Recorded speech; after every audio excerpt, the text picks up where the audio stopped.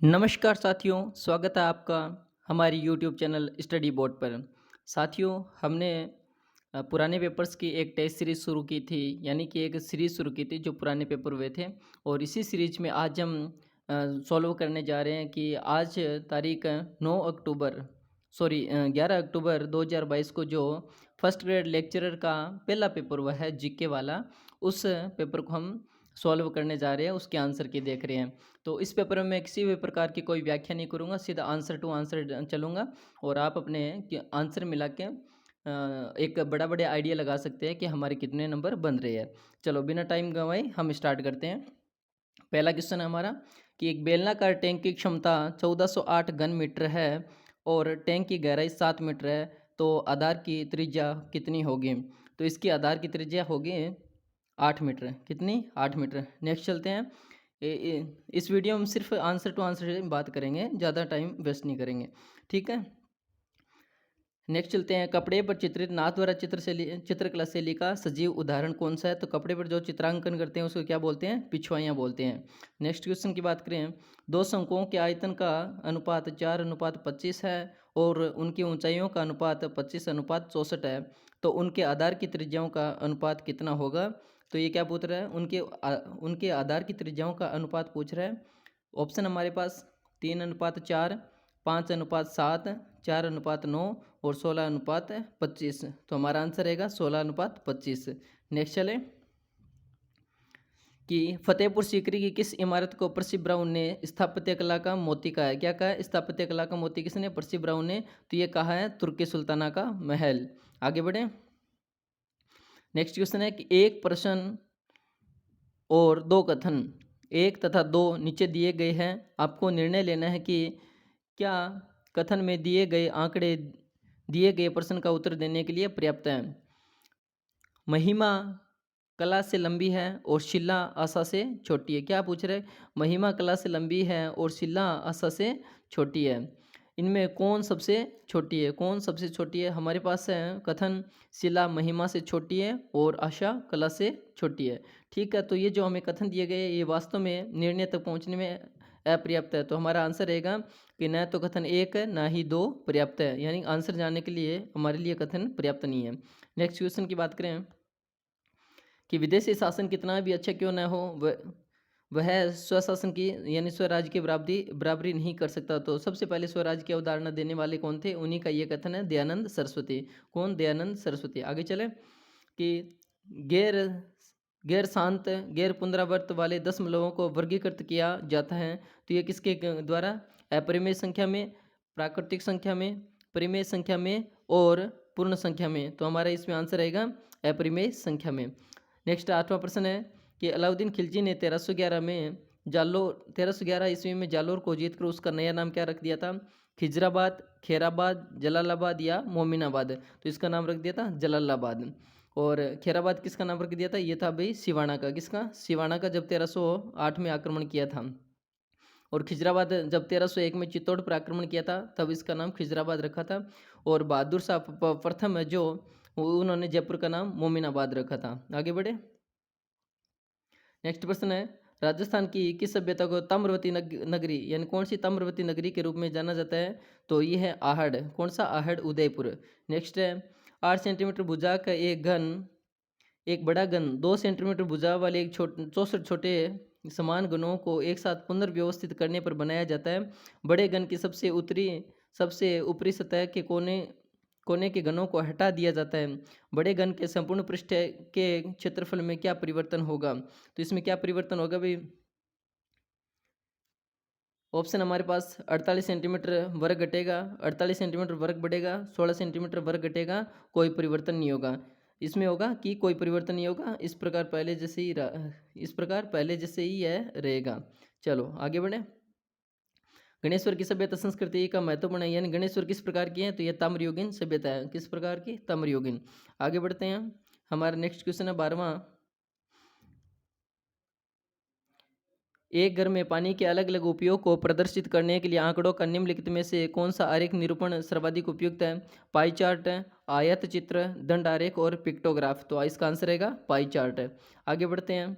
यदि अनेक प्राकृत संख्या है तो एन की एन टू या 9 माइनस 4 हमेशा किससे विभाजित होगी, तो ये होगी ऑप्शन हमारे पास केवल 5, केवल 13, केवल 5 और 13, 5 13 और 19। तो हमारे पास इसका आंसर रहेगा केवल 5 और 13। नेक्स्ट बढ़ते हैं। निम्न में से कौन सा स्थान आहट सभ्यता से संबंधित नहीं है, किससे पूछ रहा है, आहट सभ्यता से नहीं है, तो गिल्लुंड है, भगवानपुर है और रोजड़ी है, तो ये कौन सा नहीं है, अभानेरी नहीं है। चलो आगे बढ़ते हैं। यदि प्रेक्षणों x, x+3, x+5, x+7, x+10 का माध्य 9 है, तो यदि तो अंतिम 3 प्रेक्षणों का माध्य क्या होगा, तो हमारे पास ऑप्शन है 11/2/3, 12/1/3, 11/1/3 और 12/2/3। तो उत्तर हमारे रहेगा 11/1/3, कौन सा, सी। नेक्स्ट बढ़ते हैं। 16वां क्वेश्चन है कि अर्ली चौहान डायनेस्टी पुस्तक किसकी है, कौन सी अर्ली चौहान डायनेस्टी, ये है दशरथ शर्मा की। आगे नेक्स्ट क्वेश्चन है, सुभाष चंद्र बोस कांग्रेस किस अधिवेशन में कांग्रेस के अध्यक्ष चुने गए थे, तो ये 1938 में हरिपुरा अधिवेशन था, उनके अध्यक्ष बने थे। 1939 में त्रिपुरी अधिवेशन के भी ये अध्यक्ष चुने गए थे एक बार के लिए। चलो आगे बढ़ते हैं 17वें बाद में। 18वां क्वेश्चन हमारा, यदि एक विशेष कूट भाषा में प्रोडक्शंस को QQPCVBUHPMT लिखा जाता है, तो इस कूट भाषा में ओरिएंटेशन को कैसे लिखेंगे, तो ये आप सोल्व करके देख लेना। इसका आंसर रहेगा हमारे पास डी, PQJDOSBSJNO। आगे चलते हैं 19 नंबर प्रश्न। निम्न में से कौन सा शासक महाराणा जगत सिंह के पश्चात मेवाड़ की गद्दी पर बैठा था। महाराणा जगत सिंह जो मेवाड़ चित्रकला शैली का स्वर्णकाल कहलाता है, इनके वहाँ बैठे थे महाराणा जगत सिंह। नेक्स्ट प्रश्न हमारा, शासक बनने से पहले कौन किक्का के नाम से जाना जाते थे, तो महाराणा प्रताप को पहले किक्का के नाम से भी जानते थे बचपन में। चलो आगे बढ़ते हैं। जिनभद्र सूरी ग्रंथ भंडार राजस्थान किस शहर में स्थित है, तो ये जैसलमेर के ग्रंथालय में स्थित है। यहाँ पे राजस्थान के सबसे प्राचीनतम ग्रंथ मिले हैं, जैसे कि 10वें कालिका सूत्र चूर्णी और ओध निरुक्ति बरती, ये राजस्थान के सबसे प्राचीनतम चित्रित ग्रंथ माने जाते हैं। इसके बाद नेक्स्ट हमारा 22% मुद्रा राक्षस और देवीचंद्र गुप्तम के रचयिता कौन है, तो ये है विशाख दत्त। कौन, विशाख दत्त। नेक्स्ट बढ़ते हैं। वीर भारत सभा की स्थापना किससे संबंधित है, तो ये 1910 में केसरी सिंह बारठ ने की थी। किसने, केसरी सिंह बारठ ने। एक और आता है वीर भारत समाज, उसकी स्थापना विजय सिंह पति करते हैं। नेक्स्ट प्रश्न है, यदि AQ+BQ = 7, A+B = 3, तो A और B किस बहुपद समीकरण के शून्यक माने जाएंगे, तो ये माने, इसका आंसर रहेगा हमारा कि 9x² - 27x + 20 = 0। इसका मतलब हमारा आंसर कौन सा रहेगा, हमारा आंसर है सी। आगे बढ़ते हैं। भोजी लंबरदार किस आंदोलन से संबंधित माने जाते हैं, तो भोजी लंबरदार भरतपुर आंदोलन के नेतृत्व करता थे ये। नेक्स्ट हमारा 26वां प्रश्न। अब हिंदी की शुरुआत होती है कि 26 किस विकल्प में सभी शब्द अंक के अर्थबोधक है, किसके अंक यानी अंक के पर्यायवाची पूछ रहा है हमसे, तो अंक के नाटक का एक खंड या समीप है, या फिर पंक्ति और गणित है, या फिर पार्श्व और आकृति है, या फिर गोद और दबा है। तो इसका अंक का पूछ रहे हैं, तो इसका आंसर रहेगा हमारा गोद और दबा। नेक्स्ट प्रश्न है, किस शब्द में अन्य प्रत्यय का प्रयोग नहीं हुआ है, स्थानीय, दर्शनीय, माननीय और रमणीय, तो इसका आंसर रहेगा हमारे स्थानीय। नेक्स्ट क्वेश्चन है, निम्नलिखित में से कौन सा शब्द एड्रेस का हिंदी समानार्थक नहीं है, अभिभाषण, संबोधन, मानपत्र या निवारण, तो इसका आंसर रहेगा हमारा निवारण। नेक्स्ट बढ़ते हैं। किस शब्द का संधि विशुद्ध अशुद्ध माना जाता है, कि कदापि, कदा प्लस अपि, जग जननी, कौन सा नेक्स्ट है, जग जननी, तो जगत प्लस जननी। तीसरा है चिदानंद, चित प्लस आनंद, और चौथा है वीरांगना, वीर प्लस अंगना। तो इसमें अशुद्ध शब्द पूछ रहा है, तो अशुद्ध है, कौन सा पूछ रहा है, अशुद्ध पूछ रहा है, तो ये है जगत प्लस जननी, क्योंकि जगत में तय में आधा तय आएगा। ठीक है, आगे नेक्स्ट क्वेश्चन बढ़ते हैं। नेक्स्ट क्वेश्चन हमारे, निम्न शब्दों की शुद्धता पर विचार कीजिए, तो क्या है कि धातव्य है, औदार्य, सानिध्य, प्रवर्तक और यौवन। तो इसमें हमारा सही आंसर रहेगा, देखते हैं कौन सा, एक तो औदार्य सब सही है, कौन सा, औदार्य। इसके बाद में प्रवर्तक सब सही है और यौवन शब्द सही है, बाकी ये सानिध्य और ये दातव्य गलत है। तो इसका मतलब है हमारा सही हो गया वैद और यह, ठीक है, हमारा सी आंसर हो गया। नेक्स्ट बढ़ते हैं। इंग्लिश वाला पार्ट आता है कि identify the correct indirect forms. She said I would like to see it, तो चेंज टू इनडायरेक्ट है, यानी कि डायरेक्ट टू इनडायरेक्ट में चेंज करता है, चेंज करना है। तो इसमें हमारा आंसर रहेगा कि she said that would like to like to see it, यानी कि बी ऑप्शन हमारा सही रहेगा। 32वां प्रश्न है कि choose the correct form of the verb to fill in the blanks space. Each of the boys dash ask to contribute to the feminine relief fund. तो इसका आंसर हमारा रहेगा 32वें में हेज। कौन सा? हेज। नेक्स्ट बढ़ते हैं, the correct antonyms of enigma is. तो इसका आंसर हमारे पास रहेगा क्लियरिटी। क्या? क्लियरिटी। नेक्स्ट है, change the following sentence to a passive voice. तो इसमें all his relatives approved of his decision. इसमें हमारा आंसर रहेगा his decision was approved of by all his relatives, यानी कौन सा? सी। नेक्स्ट बढ़ते हैं, 35 number question, identify the correct determiner. बताना है कि dash a man would not miss such a chance. तो कौन सा? मैनी। इसमें आंसर कौन सा हो गया कि मैनी ए मैन। ठीक है, सी आंसर। नेक्स्ट है कि हमें बताना RSCERT का विस्तारित रूप, यानी कि फुल फॉर्म बतानी है RSCERT के। तो इसकी फुल फॉर्म है कि Rajasthan state council of educational research and training. तो इसमें हमारा आंसर कौन सा रहेगा? पहला ही हमारा आंसर रहेगा। नेक्स्ट है 37 नंबर प्रश्न, राजस्थान के इसबगोल उत्पादक जिले पूछे हैं। तो इसबगोल सर्वाधिक पश्चिमी राजस्थान में है। हमारे पास जोड़ा है कि जालोर, सिरोही और बाड़मेर। नेक्स्ट बढ़ते हैं, गोपनीयता के अधिकार पर सर्वोच्च न्यायालय के फैसले के संबंध में कौन सा बयान सही नहीं है। तो ये पूछ रहे कौन सा बयान सब सही नहीं है। भाई प्रश्न छोटा कर लेते हैं, थोड़ा सा एक साथ देख लेते हैं कि गोपनीयता का अधिकार अनुच्छेद 21 के एक आंतरिक भाग के रूप में घोषित किया गया है, जो जीवन और सुरक्षा, स्वतंत्रता की सुरक्षा करता है। ये कथन सत्य है। दूसरा, सुप्रीम कोर्ट के 10 न्यायाधीश पीठ ने यह ऐतिहासिक फैसला दिया, यह कथन गलत है, क्योंकि इसमें कितने थे? 9 न्यायाधीश थे। तीसरा देखिए, यह निर्णय भारत के मुख्य न्यायाधीश JS खेर की अध्यक्षता खंडपीठ ने दिया था, यह भी सही है। और नेक्स्ट बढ़ते हैं, सरकार ने तर्क दिया कि संविधान व्यक्तिगत गोपनीयता को एक असहनीय मौलिक अधिकार के रूप में गारंटी नहीं देता है, यह भी सही है। इसका मतलब हमारे पास A, C और D सही है। ऑप्शन देख लेते हैं, A, C, D कौन सा रहेगा? A, C, D पहला ही हमारा प्रश्न सही हो गया। आगे चलते हैं, 39 नंबर प्रश्न। 39 नंबर कहता है कि यह चिन्हित कीजिए कि राज्यसभा के गठन के बारे में निम्न में से कौन सा या कौन से वाक्य सही है। नीचे दिए गए कोड ने सही उत्तर चुनना है भाई। तो राज्यसभा की सदस्य संख्या 250 से अधिक नहीं होनी चाहिए, ये भी सही है। दूसरा, 12 मनोनीत सदस्य विज्ञान, कला, समाज सेवा और खेल क्षेत्रों से होने चाहिए। खेल नहीं है भाई, खेल की जगह कौन सा हमारा? साहित्य है। और इसके बाद में नेक्स्ट की बात करें तो राज्यों और केंद्र शासित प्रदेशों के सदस्यों के निर्वाचन की प्रक्रिया एक जैसी होती है, ये भी बात सही है। तो हमारा कौन सा हो गया? पहला और तीसरा, A और C दो सही हो गए। तो उत्तर हमारा रहेगा D। नेक्स्ट प्रश्न है, जून 2022 में अवनी लेखरन फ्रांस में पैरा शूटिंग विश्व कप 2022 में R850 metre rifle 3 position SH1 final में स्वर्ण पदक जीता। उसका स्कोर क्या रहा था? तो उसका स्कोर रहा था इसमें 458.3। कौन सा? 458.3। नेक्स्ट बढ़ते हैं कि हाल ही में राजस्थान ग्रामीण आजीविका विकास परिषद के निदेशक ने राजस्थान में सर्व महिला संचालित सहकारी बैंक स्थापित करने के लिए किस राज्य के स्त्री निधि के प्रबंध निदेशक के साथ समझौता ज्ञापन किया है। तो ये कौन सा इसका आंसर रहेगा? तेलंगाना। कौन सा? तेलंगाना। आगे बढ़ते हैं, राइज दीक्षा पोर्टल में राइज का पूर्ण रूप क्या है, यानी कि राइज फुल फॉर्म क्या है। तो इसमें हमारा पहला ही आंसर है कि Rajasthan interface for school educators. क्या है? For school educators.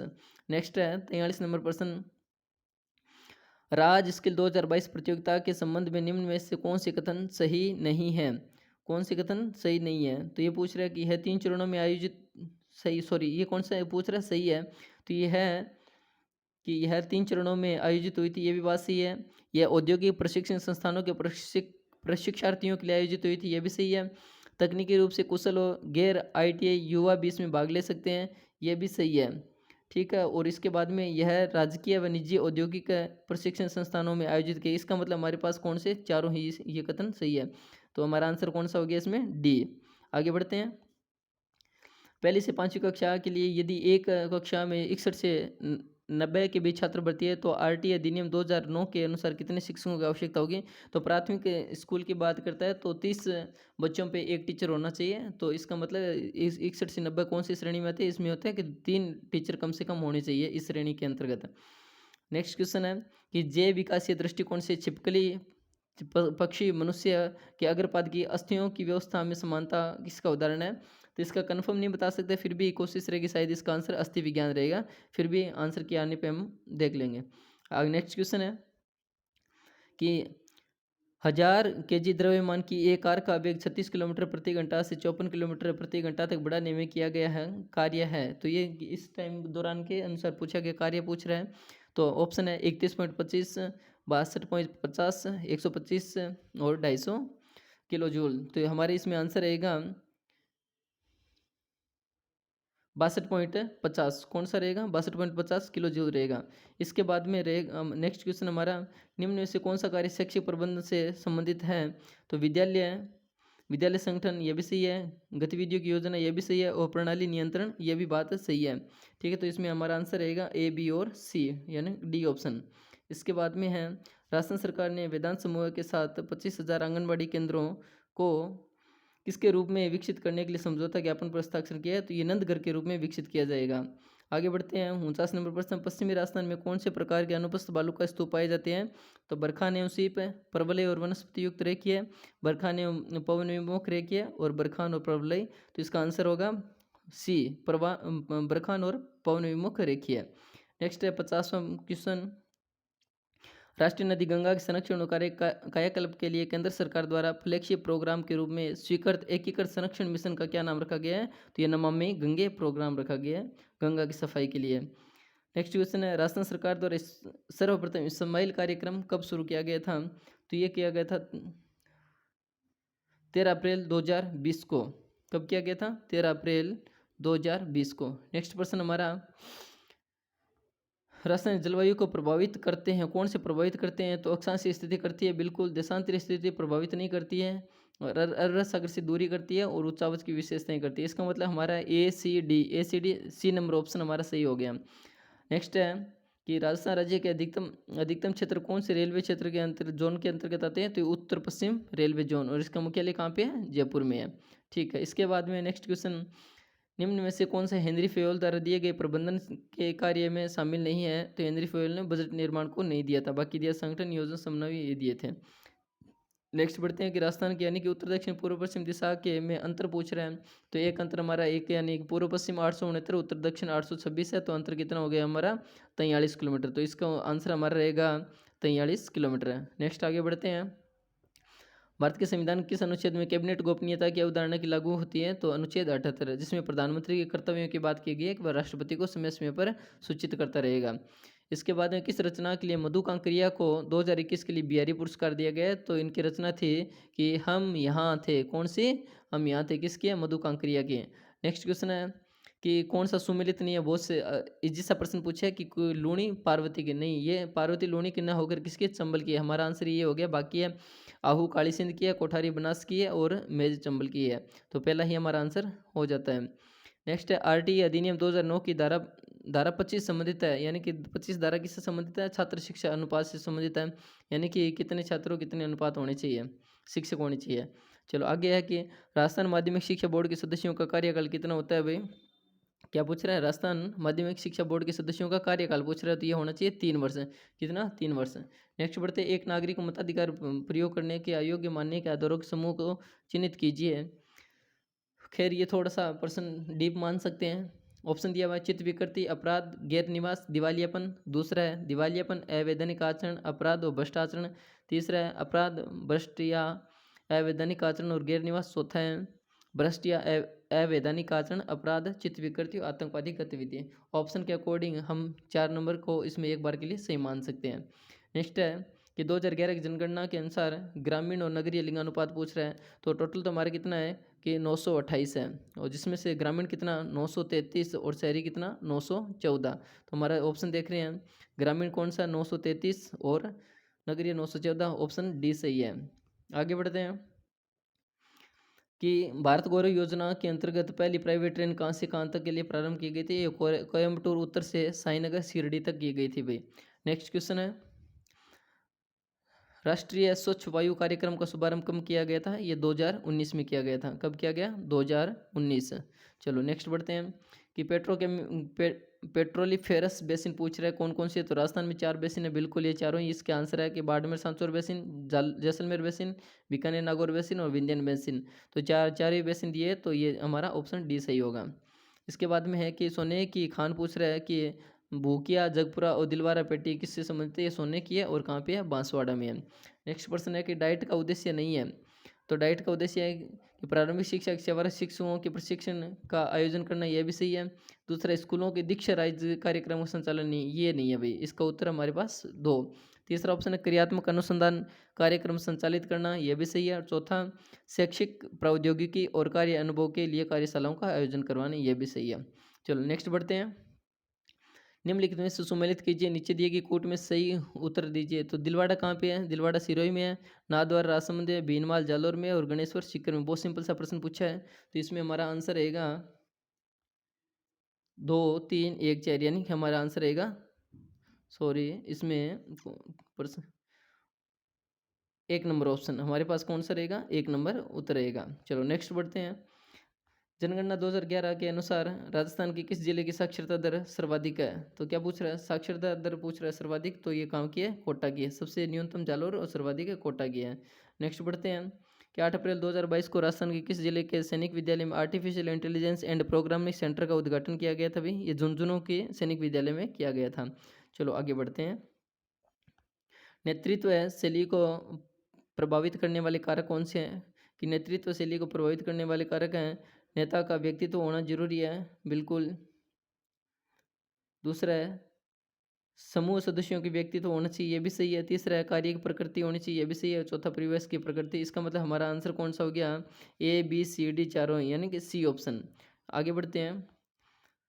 हाल ही में भारतीय खाद्य संरक्षण एवं मानक प्राधिकरण ने राजस्थान के 37 विद्यालयों को ईट राइट स्कूल का प्रमाण पत्र दिया है। कौन सा, ईट राइट स्कूल का। तो इस मामले में राजस्थान ने कौन सा स्थान प्राप्त किया है, तो दूसरा स्थान प्राप्त किया है। नेक्स्ट बढ़ते हैं। निम्नलिखित रासायनिक समीकरण को संतुलित करने पर Fe2O, Fe3O4 और H2O का गुणांक क्रमशः क्या है। तो ये आप सोल्व कर लेना। भी इसका आंसर बता देता हूँ मैं। इसका आंसर है 3, 4, 1, 4, यानी कि 2 नंबर ऑप्शन हमारा सही रहेगा। नेक्स्ट है 14वां क्वेश्चन। मारवाड़ रत्न पद्मश्री कोमल कोठारी सम्मान 2022 किसे प्रदान किया गया था। तो ये महेंद्र भानावत को, किसको, महेंद्र भानावत को प्रदान किया गया था।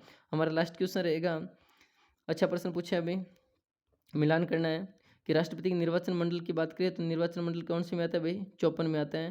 राष्ट्रपति निर्वाचन की योग्यता की बात करें तो योग्यता आप आ जाती है 58 में। राष्ट्रपति महाभियोग की बात करें तो महाभियोग यानी 56 में बता रहे हैं कि कार्यकाल है और कार्यकाल के 5 साल होता है, लेकिन इसे महाभियोग द्वारा हटाया जा सकता है। नेक्स्ट है कि राष्ट्रपति के महाभियोग का आधार का उल्लंघन का आधार क्या रहेगा, इसका उल्लेख किया गया है हमारे अनुच्छेद 61 में। ठीक है, तो हमारे इसमें आंसर रहेगा 3। कौन सा, 3, 4, 1, 2, 3। ठीक है, ये हो गया फर्स्ट ग्रेड के। आप आंसर की चेक कर लेना। मेरी कोशिश रही है कि अब तक मतलब कि जितना ऑथेंटिक हो सके उतना बताने के, फिर भी 1-2 क्वेश्चन या आंसर उसके आगे पीछे हो सकते हैं। चलो ये तो हमने एक हमारी एक श्रृंखला चल रही थी, उसमें बीच में हमने सिर्फ ये एक आंसर डाले हैं। जो पहले हमारी श्रृंखला चल रही थी पुराने पेपर्स के, वैसे ही आगे नेक्स्ट इसी प्रकार चलती रहेगी। पुराने पेपर का एनालिसिस करने के लिए आप हमारे चैनल को सब्सक्राइब कर सकते हैं, ताकि आपको पता चल जाएगा पेपर्स का ट्रेंड क्या रह रहा है और क्या किस लेवल से प्रश्न पूछे जा रहे हैं।